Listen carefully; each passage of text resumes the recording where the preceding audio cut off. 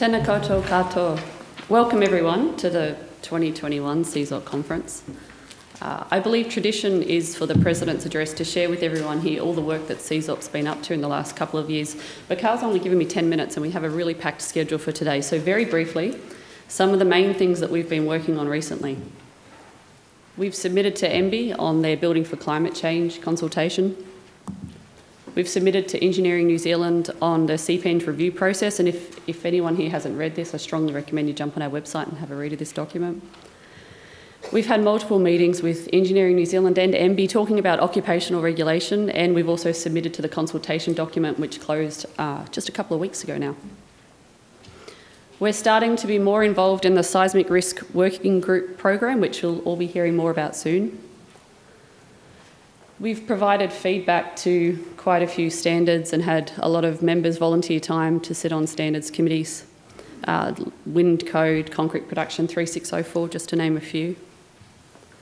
We've run some seminars and had quite a few regional events get run by our regional group members. And while all of this is really important and it deserves more time to acknowledge all the efforts of all the volunteers who've spent a lot of time making all of this happen, I'd like to spend some time reflecting on our conference theme. The theme of our conference is a new beginning, and to think about new beginnings, I think it helps for all of us to reflect on where we are now. So where are we now?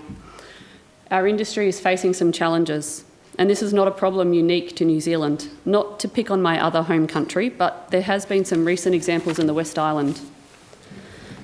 In December 2018, tenants were evacuated from the 34-storey Opal Tower building in Sydney.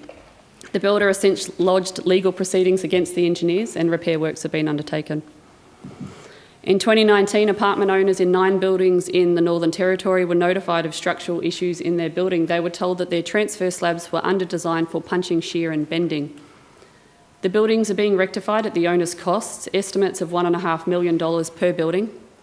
The engineer involved has been named, deregistered from their voluntary National Engineers Register and fined the maximum available penalty of $6,320.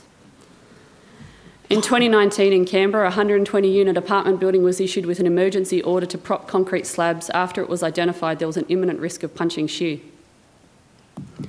Again, 2019, another building in Sydney, the 10-year-old Mascot Towers was evacuated after structural concerns were raised. And more recently, just last week, the developer of 2 22-storey apartment towers in Parramatta in Sydney were issued with orders preventing them from letting people move in after serious defects were discovered. Closer to home, here in New Zealand, we're facing our own challenges. We are still expected to donate huge amounts of time to the development of standards. There's no model around funding of independent technical persons on standards. Engineering New Zealand tell us we have a mounting backlog of complex disciplinary cases against engineers. We have a competency system that is currently undergoing review, with Engineering New Zealand acknowledging the high-profile failures recently are undermining public trust and confidence. And we still have poor designs being designed, consented and built.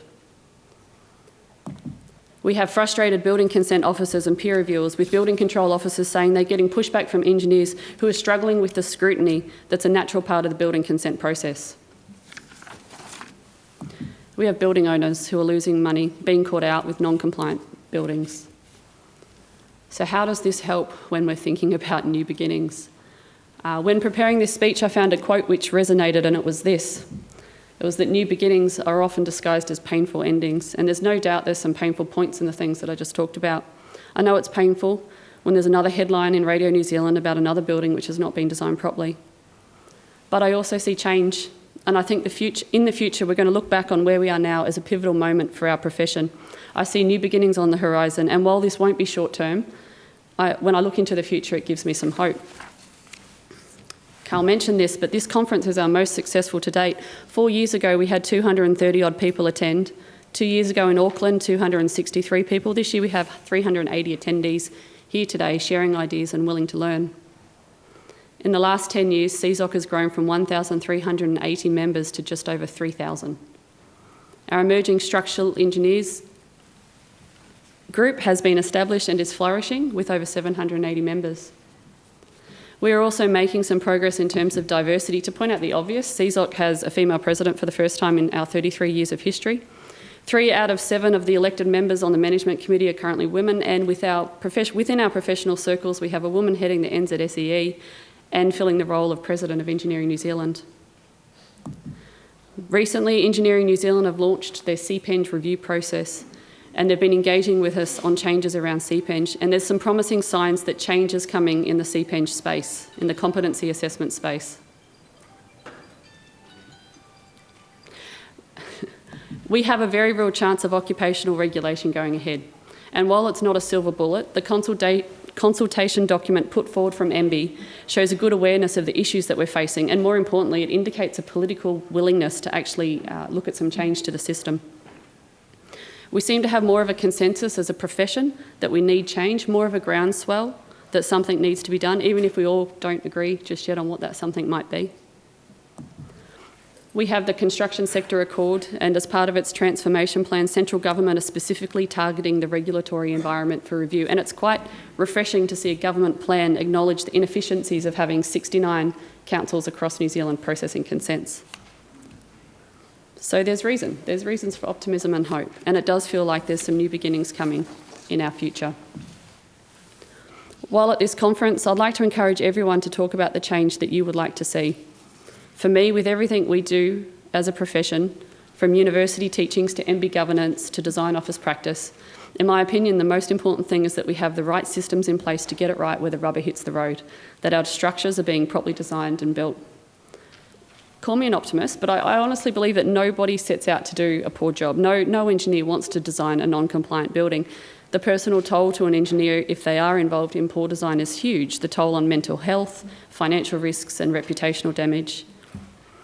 In 2013, John Hare penned a paper on the state of seismic engineering in New Zealand. And in this, he reflected that there are clearly engineers actively in practice who are perhaps not aware of their own limitations. He referred to an article which was featured in the American National Structural Engineers Association magazine. It was titled "Incompetent and Unaware of It."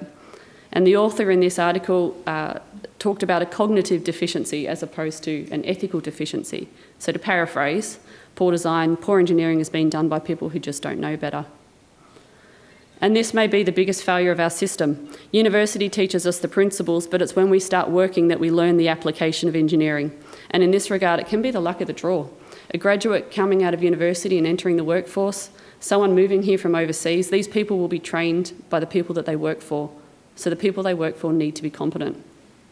We owe a duty of care to the next generation of engineers to ensure they're being trained by people with the appropriate skill level. That being the case, while I'm President, I'd like us to focus on services for our practitioner members.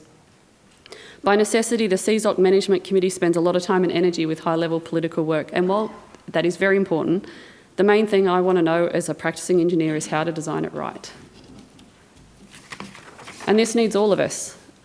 Talking about guidelines, this needs all of us. We need the academics to keep sharing their research and to help guide us. We need engineers within government to provide technical input to decision making and enable all of us engineers to have a voice.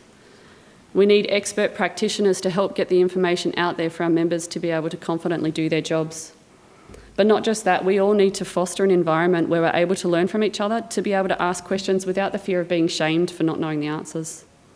And I, for one, am looking forward to some new beginnings in our future. Over the next 2 days, we have a great opportunity to hear more about what is coming up and spend some time talking to our colleagues. I hope you all enjoy this conference. I thank Carl and the conference subcommittee for all their hard work in organising this event, Alan and Angela and the team for making it happen. I'd like to thank our sponsors and the trade exhibitors for their much needed and appreciated support, but mainly, I'd like to thank each and every one of you.